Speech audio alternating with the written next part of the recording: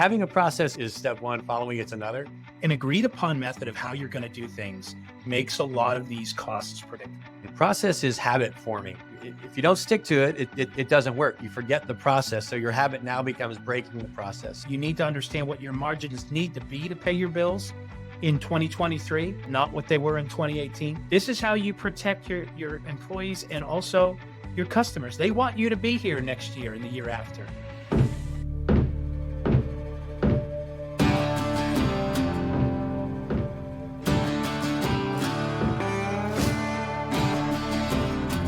Strong companies, lasting partnerships, powerful events.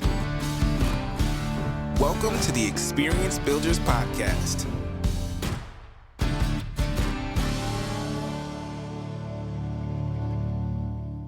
Chris, you've got a new setup with you today. You know, I do see what success does, Khalil. It breeds visual aids like a whiteboard. Well, you love a whiteboard. I got to visit you in your office, and the whiteboards were full, man. We buy whiteboards by the 12-pack here. It's funny, man, with all the technology that exists and that you've taught me since we've started doing this. Is there anything like a whiteboard that still works when it's, you know, this frenetic pace of play that we always all work at? So, I know, man. No, they're great. I've got a massive one right here next to me too. One of the good disciplines about a whiteboard, and maybe you don't have this if you buy them by the 12-pack, but it's being willing to erase what's on the whiteboard. And I know you can take a photo of it, but being willing to be like, you know what, that was good, but there's more ahead. So you got to wipe the slate clean and be able to write something new down. No, absolutely true. It's funny. And Rich will tell you, so most of the managers here have one in because you're freestyling or you're doing math or you're gaming out labor or whatever it is. And so I just think nothing of going into Rich's office and wiping whatever's there, right? And I'll come in and whatever, and in the morning I'm the worst, right? Because my brain fires, right side of my brain's just on all 8 cylinders in the morning. And I'm like, hey, I was driving in, I was thinking about this. Hey, do you need this? And as I'm wiping it, and it could have been really important, but anyway, Rich has learned to manage me in that regard. So there's a funny whiteboard trick. I was a part of a meeting once where we pranked our boss and wrote on the whiteboard with Sharpie this really elaborate plan, like a really good brainstorming session, but all in Sharpie. And we did it intentionally. It was a prank. But the the boss came in and was like, wow, this looks really good. And went to go like erase something and it wouldn't come off. And he was like, what? Like, we got to buy a new whiteboard now? Like, that's coming out of you guys. And if you actually write over the Sharpie with a regular dry erase marker, like trace and then erase, it'll go away. So if you ever run into that, if you ever run into that issue, if only you could do that with your books or maybe with your invoices, just put something over it and change it, right? How about when my daughters were little, right? I'm thinking about the black Sharpie markers all over the Pottery Barn, nice Pottery Furniture. Barn couches we had. And you have a toddler that age, so I know I don't know if you've tried it on furniture, but that would be good to know. Yeah. Yeah. I've always looked at it as the permanent tattoo of the marker world. Can't get them all. Well, let's introduce our guest. We've got Rich with us. Rich, welcome to the Experience Builders Podcast. Thank you. Yeah, if I can introduce. So Rich Please Heagy, Please do, Chris. Rich Heagy is joined us about 9 months ago. I've known Rich a couple of decades. We've served on a lot of committees together in the Florida market, negotiating union contracts, other good works for the exhibitor appointed contractors community. I've always been an admirer. Rich ran for 30 years. He was a guy that was with the, I would argue, the largest EAC contractor in the United States. He managed a multi-million-dollar portfolio of labor and business events in the Southeast for this company, and was a terrific voice as our chief spokesperson when all the contractors got together every 3 or 4 years on union negotiations. He was trusted by both sides, articulate, humble, and has a great business mind. So I came at him about 8 or 9 months ago when we were building back. And I said, hey man, how'd you like to take a pay cut and come, expand your thinking and do more than just big brand labor events. And fortunately for me, he was looking to make a change, and it's been a great addition to us. I thought he would be, and this is a guy who's really helped me see profitability and where our gaps are on process and system stuff since he's been here. And this is just a topic I know a lot of us right now are thinking about with trying to do more with less, and costs are rising, and supply chains are disrupted, and transportation's all over the map. Material good costs are crazy. So paying attention to those things and creating systems to audit and measure those. That's what we're living in this world right now. So I thought he was the right guy to have us join us this week, Khalil. That's great. Rich, how's it been working with Chris and Crew XP for the last several months? Oh, well. Look at the time. Oh, my gosh. Do we have to wrap up already? Got to go. Well, it's been a learning experience. It's a side of the business that I've seen and dealt with, but didn't work in. So it's You're talking about getting into fabrication. Yeah, getting into the dealer side of it, and every day I learn something new, and every day is a challenge. But I love the industry, no question about it. So and I like to learn for sure. And the hard work is there for me if I want it, and I do. But working with Chris is great. He's given me a lot of latitude to try some new things. He's not afraid to let me tap into my experience over 30 years. And although, maybe down a narrower path in the industry, but he lets me kind of expand on it, and it works because we're like-minded about a lot of things, about business and about people. And, and that's a win-win situation right out the gate. So anyway, it's been great. Well, fantastic. I'm excited to have you along for our discussion today. And we're going to be talking about margin creep. Excited to define what that is for listeners. But as we speak about our listeners, it's good to know that it's not always the business owner that we're talking to, but it's the project managers, it's the salespeople, maybe even design people are listening to this. But we'll probably have to define some of the terms as we go. And even for the business owners out there, you'd always be surprised at how few know the financial side of the business when it's so true. critical. Very true. So why don't we start with just a definition? Before we go into margin creep, let's start with gross margin. What is gross margin? So, and I threw it up just up on a whiteboard here. I know we've got listeners, but some of you might be watching this on a YouTube clip. Gross margin it's a simple formula. It's you're taking if it's for your business, you're taking your total sales or revenue, you're subtracting what the total costs of the goods are of delivering that product or service. So if it's a project, you can look at your gross margin by project. If you're the one that has the profit and loss responsibility for your business, then we tend to look at this not just by project, but monthly and even quarterly, because it gives us different perspectives, Khalil. So I'm interested in two things.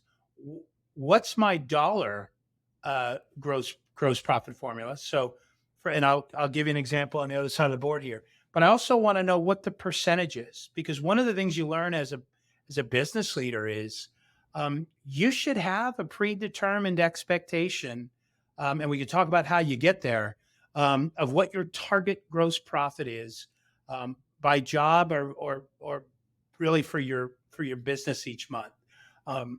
Excuse me. When Rich and I build a project, we are typically delivering 5 things.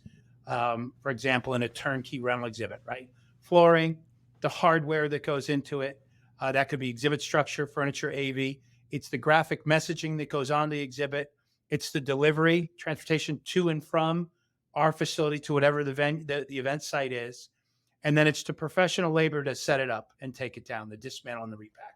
There are different profit margins for each one of those things, but we have an expectation of what the blended average is for those 5 things.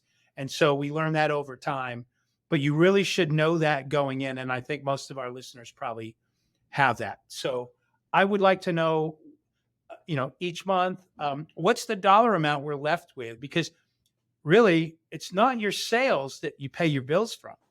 right? It's really, it's our gross profit dollars, which is sales minus all the stuff it costs us, labor and materials to deliver on those things. Well, what's left on that is our gross margin, our gross profit.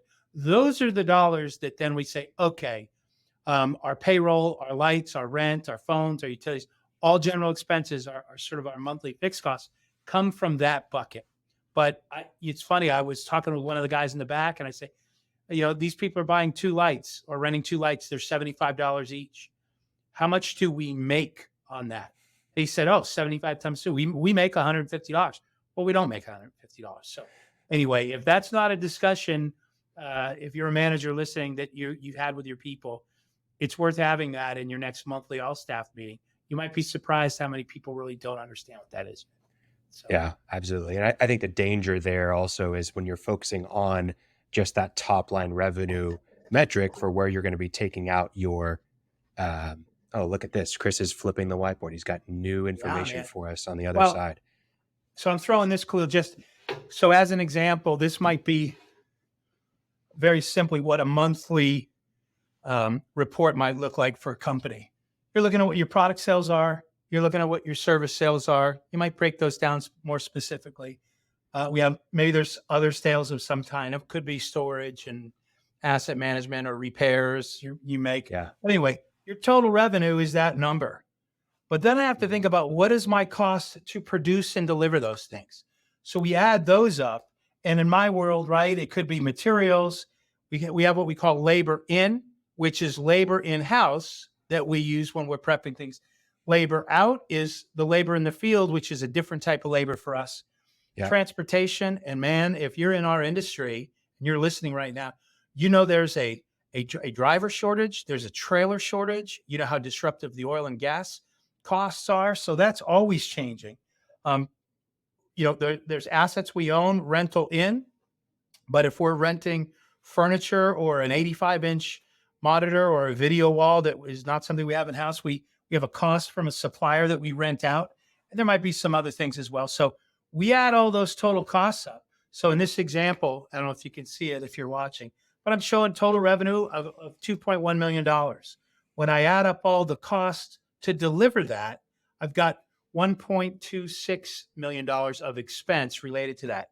The difference, the $840,000, that's what we have to pay our monthly bills. So anyway, we'll talk about, the things and by the way, the average on that, that I take the 840 and I'm dividing that by what my total revenue is, tells me I have a 40% gross profit. And so part of what you think about when you decide how much space you're going to rent, how many people you can hire, right? I have to base it all off that 840,000 if that's what my annual gross profit is. I can't run out and spend more than that if the company isn't supporting it.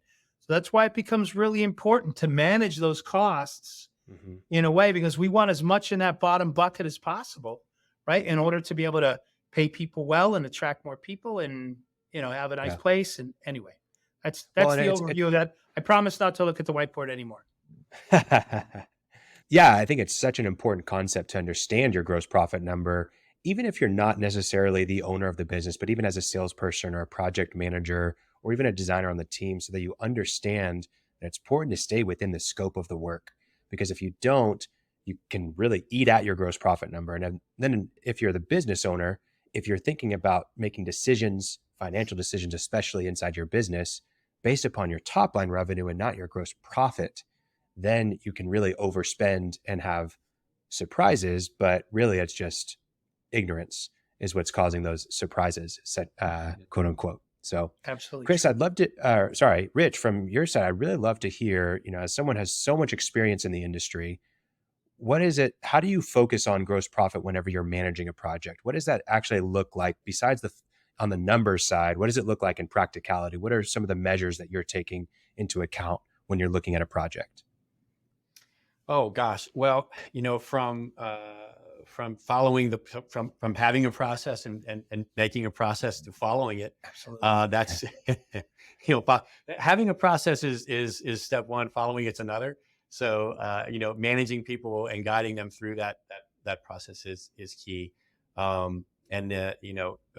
having expectations or the right expectations from your vendors, whether that's from pricing standpoint or, quality and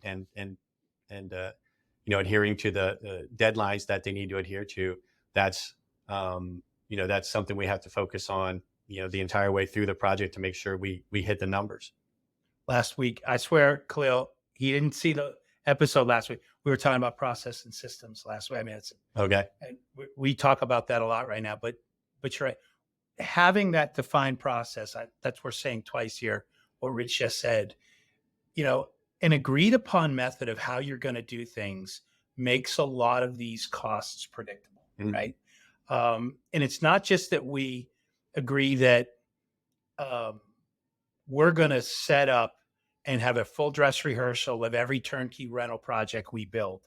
That might be, part of the macro process, but there's 25 or 50 steps in there of all the things each individual does about how we pull frames and how we set those up and what is how fabric graphics get ordered, how much time has to happen is allowed when we need that artwork, what pulling the lights, and you learn, don't just pull lights, pull the extension cords and pull the power strips and pull the multi-heads, but pull everything we're going to need.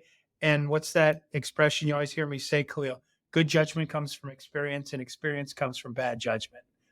We know a thing or two because we've seen a thing or two. But Rich was a process guy from day one. It's one of the reasons I knew he was a great fit here. And he's one of the things you learn is, I think the individuals that work here in production, they appreciate having a defined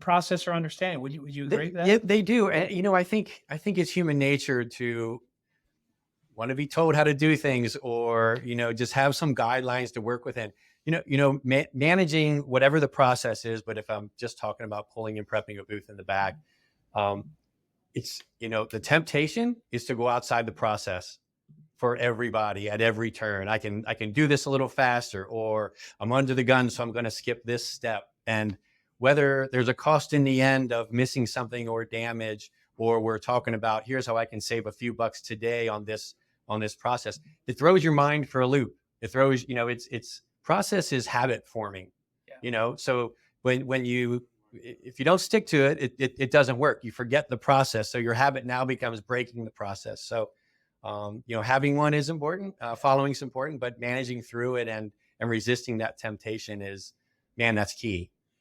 Khalil, a few episodes ago, you and I covered a topic called managing the unexpecteds, right? I know that everybody listening to this podcast right now, if you're in the event business, your job is critical thinking and managing unexpecteds, right? There's known in there as I know. Rich worked through the weekend. We have a new partner, and we're doing a very large private event, big brand event where they're launching and reintroducing products to a large group of people. So I don't know, we had 15 or 20 different rental structures within that and a lot of different counters. So Rich when I said, how did everything go this weekend? He said, no, it went great, but I'll give you an example. And by the way, this ties right into profitability. You'll see what I mean. So Rich said, so some of the counters, if we had 24 counters out there, there's a series of them that were up against the wall. Well, the countertops that we make are what we call 3-sided rectangular tops. So one is flat against the back of the counter, designed to go up against the wall. And the other 3 sides have a 2-inch, an attractive overhang. It looks a little nicer and it's got a lip. Well, the client decides that our partner decides they want to move, 3 or 4 of those counters out in the open where people can walk around them. Well, that's now an unfinished countertop on one side. So Rich runs back. We've got a lot going on in the shop. We have some inventory. We've made some others.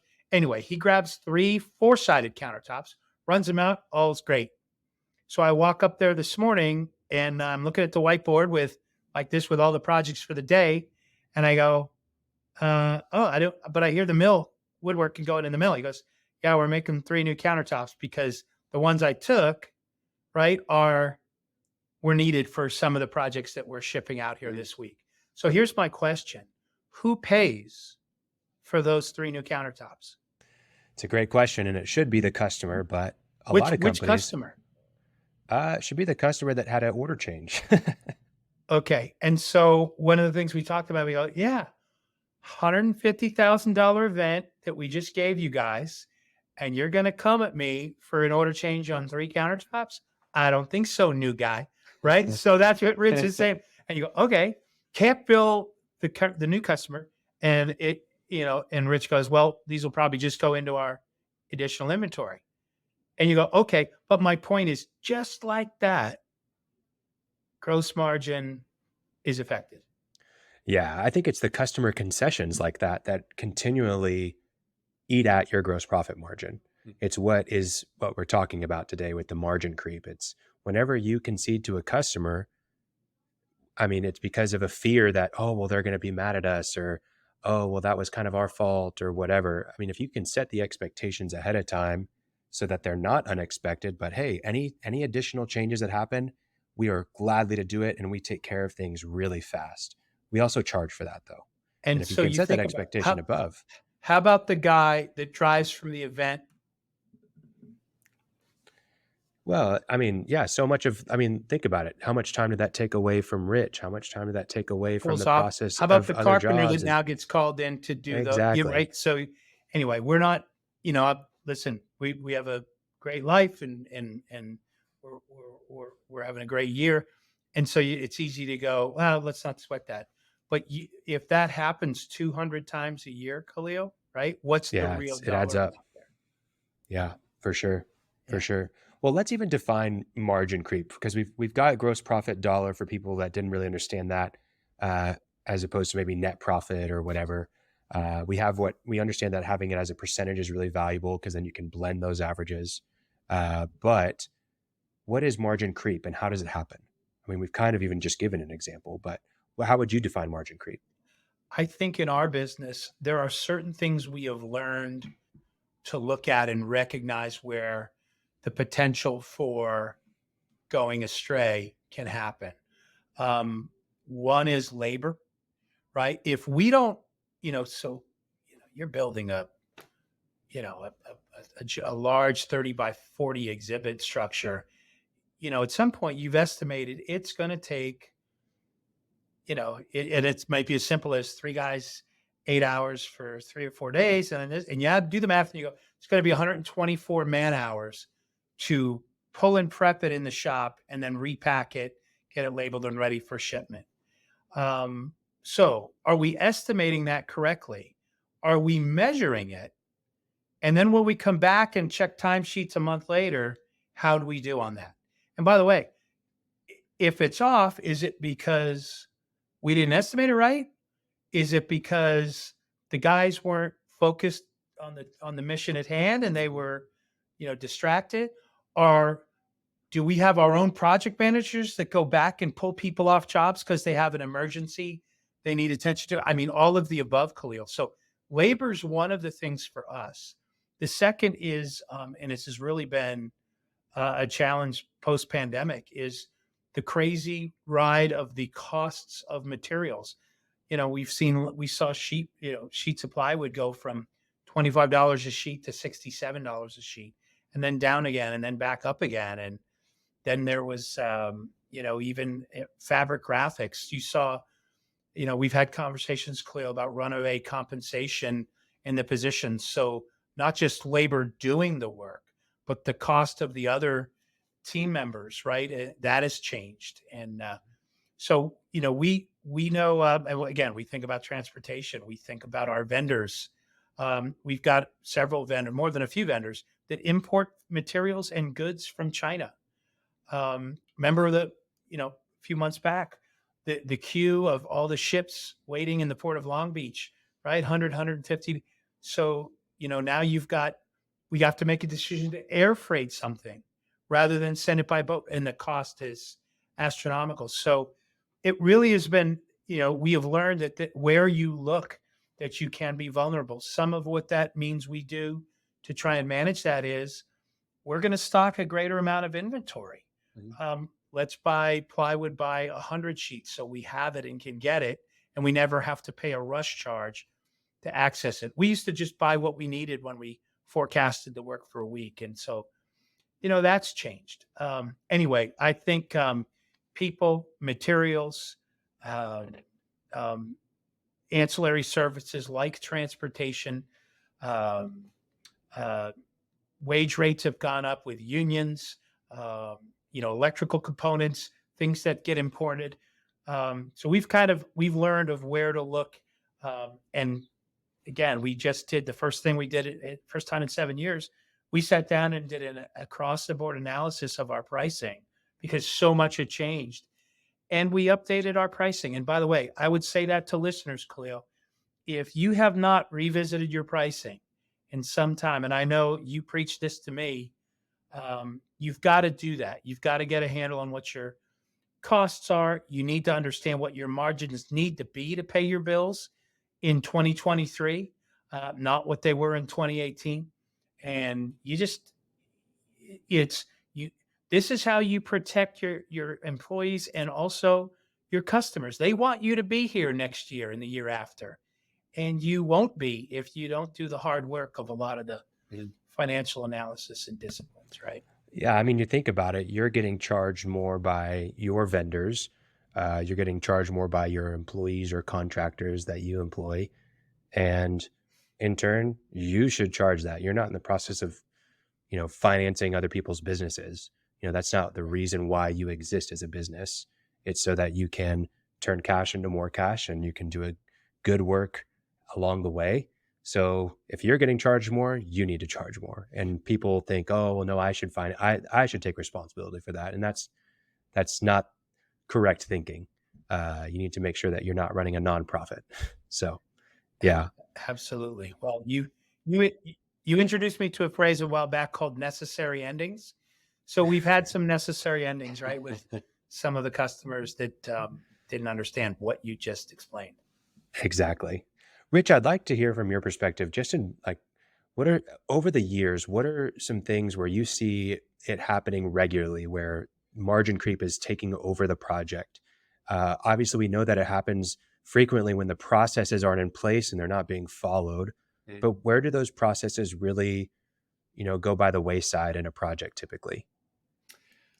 Well, twofold, and I'll comment real quick on the varying prices out there for products and services. So you manage that differently now than you did years ago. One of the things that going through our pricing review and setting prices and understanding what we needed to make to cover costs and to do the things for our employees that we want to do. We need to offer some consistency. So that was sort of the goal there is, we're juggling vendors and pricing and just wildly moving, things in the industry and things that we use. So I just watching that happen and managing that again differently than you did years before, really looking at it closely and do you do a bulk purchase now, whereas before you just order, incrementally and you'd be okay and won't worry about it. So I think that's important to to be consistent for our customer. But to answer your question, Khalil, it's the last minute stuff. It's the things that come in, the late changes. Though that's where margin creep comes in because you're reacting to it and to the point of the countertops. It's that last minute stuff where, well, do you really want to build a customer for it? And is it something I should have been better prepared for? And could I have been? And gosh, it's such a big invoice to them and a small amount to me, to react to that. But that's the creep, and you do it once, and you do it twice. And, and maybe that's a bit in your price, that you put out there to your customer. But that's it. It happens, and it happens quickly, and it adds up quickly, and you find yourself in the throes of reacting when it comes to, here getting a job ready or on the floor, performing and you have deadlines for, when the show opens and you just got to get it done, man. So if you got to document what you can, and if you can recoup some of that, but that's where that happens, just simply reacting and going, I'm going to run to the closer store and buy the more expensive item because I can save, 30 minutes rather than go get the cheaper item and be, within budget and on target. So anyway. Are you Yeah. noticing, Rich, a difference in, so some of the supplier partners we rely on, maybe it's for flooring, maybe it's for graphics, maybe it's for whatever. But I mean, I think back just a few years ago, we could be amazing for people. I'm talking about same day turn on graphics in an emergency, or a flooring shop that kept stuff in a it's not their manufacturing city, but a service city like this. We could swap out a color of carpet or whatever. Mm-hmm. And now, if you don't have 7 days to produce that graphic, and the strange part is, given what we've all been through with pandemic, you would think the brand side, the end user clients, would understand the need for more time. Would you agree? If it's possible, lead times have gotten even shorter, They're shorter. right? And so For sure. you don't have some suppliers that would be open on weekends in a trade show city are not anymore, right? They have their own struggle with labor. Yep. So, can you speak to how does that variable change on profitability? Are we saying no to people, or we're still doing it and we're charging them more, or we're doing it and we're eating it, or what are you? Well, I think, there's times when we say no to something that's not a good fit for us, or that we can't win on. That's on the start of a project. What if Okay. we're in a project Okay. and these things? Well, there's some reality conversations you have along the way, and, here's what this costs. Communicate. It's funny. I just got off a conference call right before I walked in here, and the bulk of it was communicating changes in costs and really just dropping some reality bombs along the way of executing a project. And it's that's a struggle to make sure that I think when I ran down all the, I think I heard, so delay of client providing something essential, we're no longer able to ship to the advanced warehouse. This now has to go direct to show. That means we're not setting up day one on straight time. It's going to be setting up on weekend overtime, right? It's going to be maybe some additional guys that are there. It's going to change the transportation freight cost because it doesn't have the ability to stop in 3 places on its way up the East Coast. It's got to go directly there.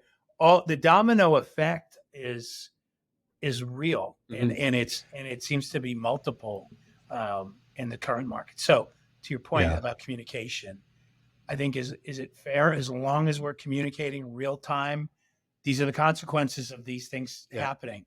The customer, the partners, they're with us, and understanding of that versus not mentioning it and then trying to recoup it after the fact. 100%. And that's and communication has been, this isn't anything new. Yeah. It's just now more than ever, because the reality bombs are a bit bigger. Yeah. You know what I mean?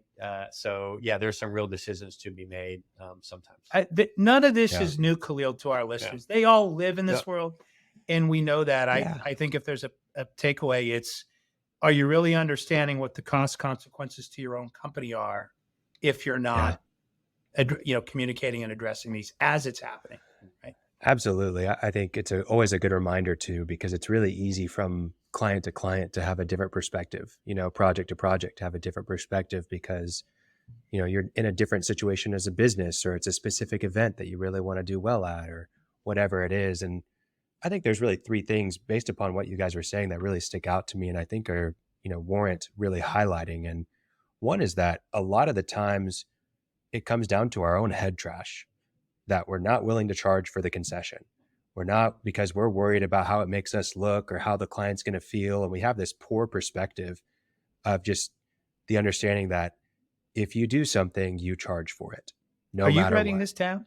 Okay, because I know you're thinking of 3 people. I kind of felt like you were about to say that. So I totally. But it comes down to head trash for that's one thing, is that you've got to get out of your own head, and you've got to just look at it objectively and not subjectively. The next thing that I think about that you said is the process is so important, and the process of billing is so important, and just following that process will help you get out of some of these things where you allow margin creep to take over because it's a specific client or a specific use case or instance, whatever it is. But with that process, sometimes it's important, because we have terrible head trash, to even remove ourselves from the process of billing the client as the project manager or the business owner. Where if we can have, oh, I submit that to billing and then billing is the person that bills it or whatever, even just that simple act of removing ourselves to where our head trash can't be in the way of us doing the process, that can help us through it, right?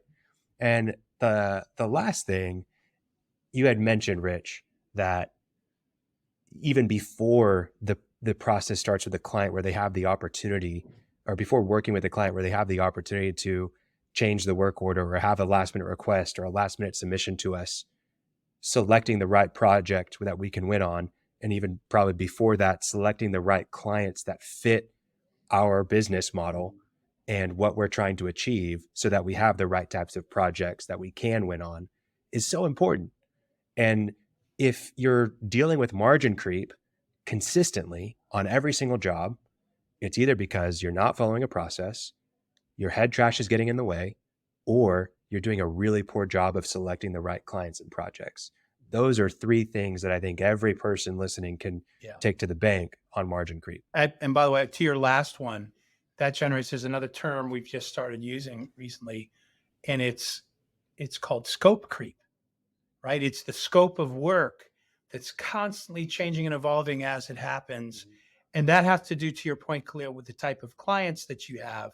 We all have, customers that, will make a change sometimes on a project, and you do your best to respond to that. But when their process is that this thing is living and breathing and changing and evolving right up until the show opens, through production, through delivery, it's the risk gets greater and greater, the risk of being able to deliver what they're looking for. And that's a great event, a hassle-free experience. We've made a conscious decision that when we find somebody who regularly likes to do business that way, we've just decided we're not the right fit and for that customer. And I don't think they're the right fit for us. And we're okay saying that right now. And we're not snooty or stuck up. It's just everybody wants to feel good about what they're working on. They want the work to be meaningful, and you want us to have some successes. And we're in a business that already, we always like to say, the world conspires to destroy the beautiful thing we build the minute it leaves our dock.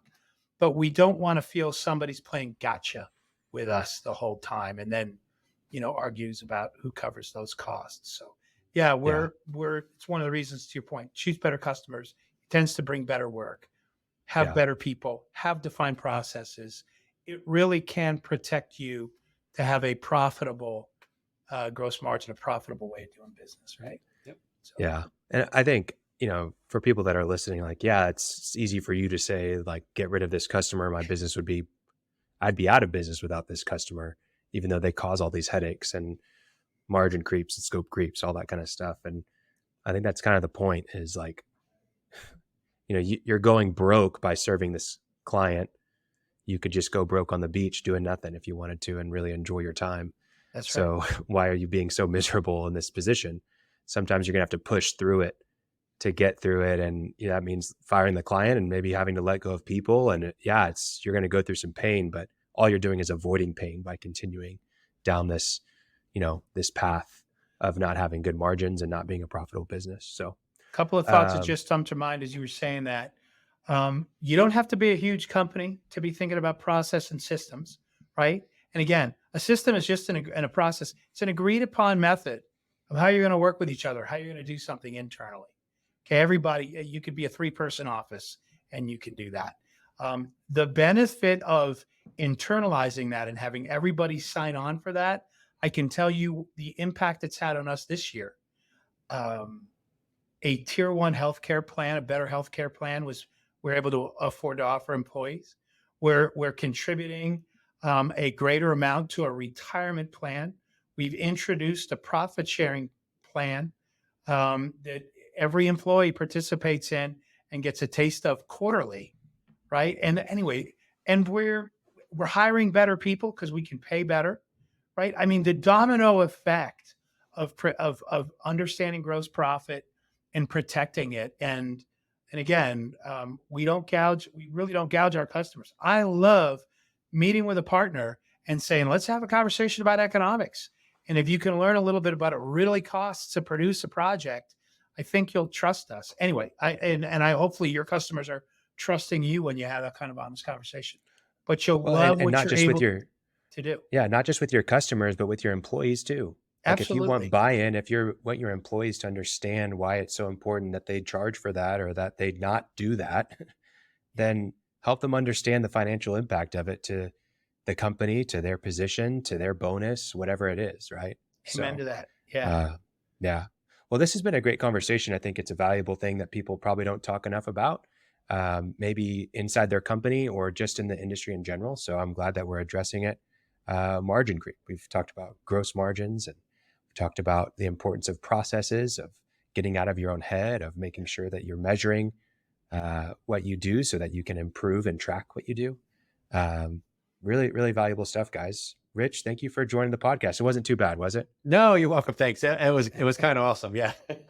You enjoyed it, right? Looking I know forward there to was it. a little bit Thanks. of worry first podcast, but you did great, man. Yeah. Thanks. Yeah. Chris, as always, it's always good chatting with you, man. Great seeing you. Thanks for helping us unpack this on this episode, Khalil. Absolutely. Experience Builders Podcast. If you guys haven't found us on YouTube, Spotify, Apple Podcasts, we are there. Sign up to subscribe. We'll make sure you get a teaser every time we drop a new episode. Hopefully it's helpful. In the meantime, I'll see you on the next one, Khalil. All right. Sounds great, guys. Thank you. Thank you. Thanks for listening to the Experience Builders Podcast. Check out our website in the show notes or visit crewxp.com to learn more.